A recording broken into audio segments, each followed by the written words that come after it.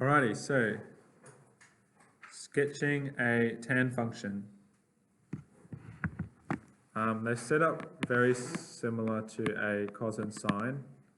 So we've got the amplitude at the start. We've got a number in front of x, b, which affects what? The period, and we've got a plus c in the middle of the bracket, which is the phase shift. And we've got the plus d, yeah. So this one is the negative phase shift. This is the watt translation. The d is vertical. So just copying it down, just so you remember.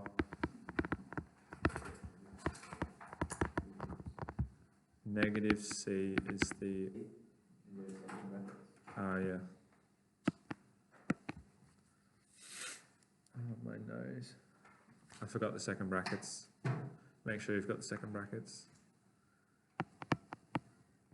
Here, I'll show you asymptotes now. And you can asymptotes.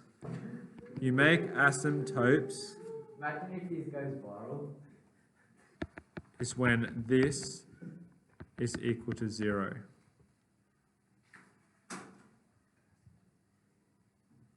So to sketch a graph, you want to figure out all of these things first. Okay, that's the first step.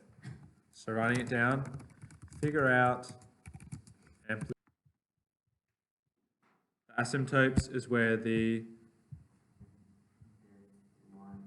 like something it goes towards but never actually hits. Okay.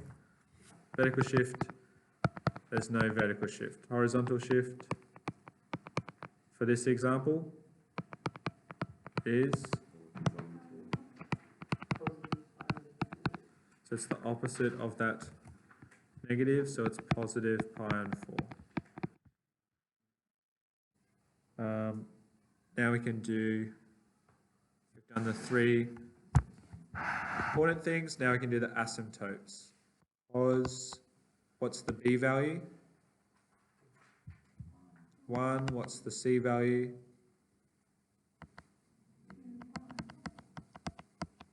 Equals 0. In terms of, what is this thing in here?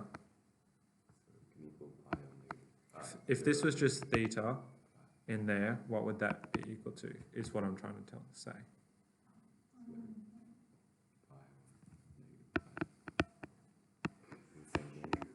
This is right, it's pi over 2. Then we add pi, it becomes 3 pi over 2.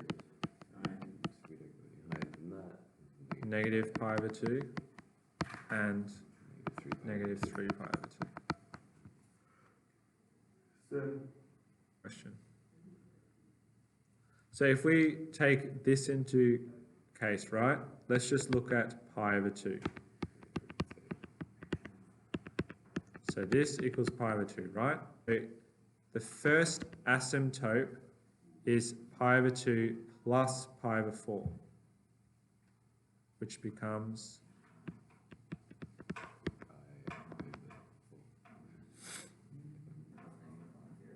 I've just made that equal to theta.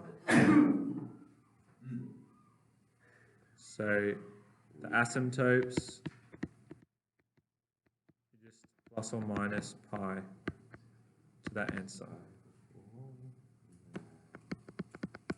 3 pi over 4 plus pi becomes 7 pi over 4 minus pi from that answer.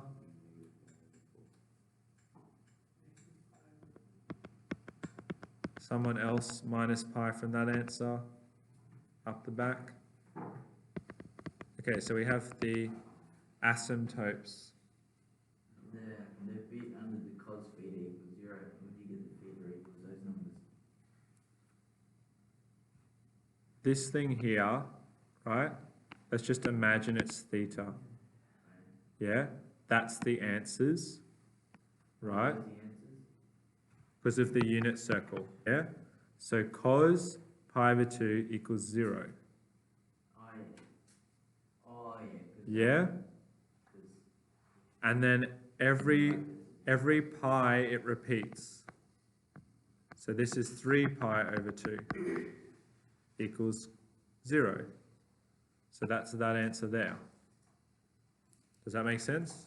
So now if I make that stuff inside the brackets theta, this is one of the solutions. And then I'll just use that and add pi minus pi to get the other 3 solutions. Yeah? Okay, so now that we have the asymptotes, you pretty much draw the whole thing. So you go along, let's just draw it in terms of half pi's.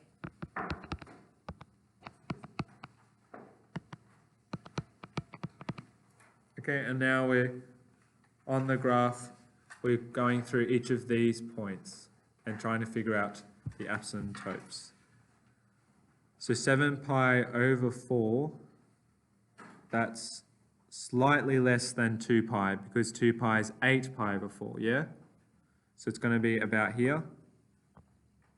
Well, it's a quarter, so it's exactly in the middle. So the asymptotes you draw with a dot. So if this is 6 pi over 4 and this is 8 pi over 4, 7 pi over 4 is slightly in the middle of that. Does that make sense? This is 7 pi over 4. So luckily this question it's split into nice quarters. So where would the next asymptote be? Perfect. So pi over 2 is the same as 2 pi over 4. And pi is the same as 4 pi over 4. So this is 3 pi over 4. So you're just drawing a dotted line for each asymptote. Someone else, where's this asymptote? Negative pi over 4. Would that be between halfway between negative pi over 2 and the origin? Perfect. Last one, someone else. 5 pi, negative 5 pi over 4.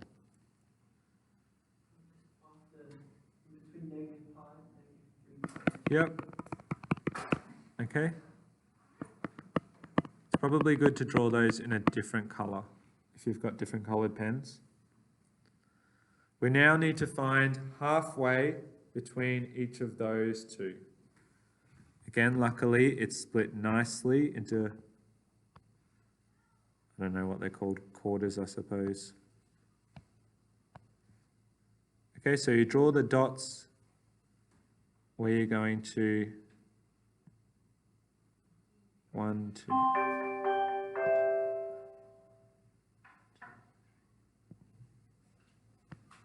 Okay, and then,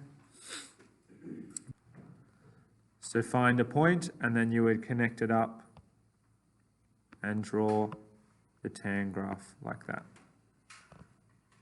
So you can have a go at some of the questions.